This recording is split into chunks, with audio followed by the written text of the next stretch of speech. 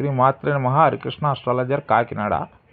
అయ్యా, రాహు ఏ స్థానంలో ఉంటే ఆ స్థానం వృద్ధి చెందుతుంది, కేతు ఏ స్థానంలో ఉంటే ఆ స్థానం పాడు చేస్తుంది.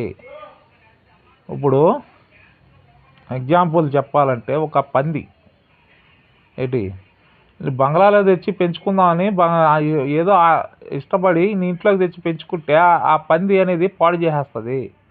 ఇంట్లో పంది ఎక్కడ ఉండాలి? మురికి కాలంలో ఉండాలి. అది ఇంటికి తెచ్చుకున్నావు, ఇంటికి తెచ్చుకుంటే ఆ స్థానాన్ని అది పాడు చేసేస్తుంది, నీ ఇంటిని పాడు చేస్తుంది. అలాగే కేతువు ఏ స్థానంలో ఉంటే ఆ స్థానం పాడైపోతుంది. రాహువు ఏ స్థానంలో ఉంటే ఆ స్థానం వృద్ధి చేస్తుంది. రాహువుకి అమృతం తాగడం వల్ల హెడ్, శ్రీమన్నారాయణ నడికి వేయడం వల్ల కేతువుకి హెడ్ లేదు. హెడ్ లేకపోవడం వల్ల, జ్ఞానం లేకపోవడం వల్ల ఏం చేస్తున్నాడో అది తెలియదు కేతువుకి. అందువల్ల ఆ ఇంట్లో ఉంటే ఏం చేస్తాడో తెలియదు. అదే రాహువు ఆ ఇంట్లో ఉంటే అమృతం ఉండడం వల్ల, జ్ఞానం ఉండడం వల్ల కొంచెం చక్కగా నీట్గా పెట్టుకుంటాడు. అలాగే మన లగ్నంలో ఉంటే లగ్నాన్ని రాహువు వృద్ధి చేస్తాడు. లగ్నం అంటే ఆకారాన్ని వృద్ధి చేస్తూ ఉంటాడు. అప్పుడు సప్తమంలో కేతు ఉంటాడు కాబట్టి వివాహాల మీద ఆ స్థానం పాడైపోయింది. ఇంకా వివాహం నీకు కాదు ఎక్కువ.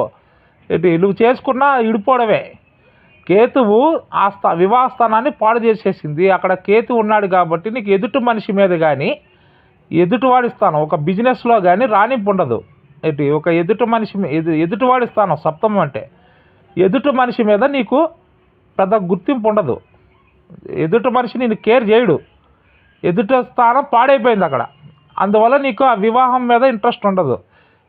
నీకు వచ్చే భర్త కానీ భార్య కానీ నిన్ను ఇష్టపడరు. నువ్వు వాళ్ళని ఇష్టపడవు. దానివల్ల ఇంకా వివాహస్థానం పాడేది నీ లగ్నం మట్టికి వృద్ధి అవుతూ ఉంటుంది. అది హరికృష్ణ అస్ట్రాలజర్ కాకినాడ.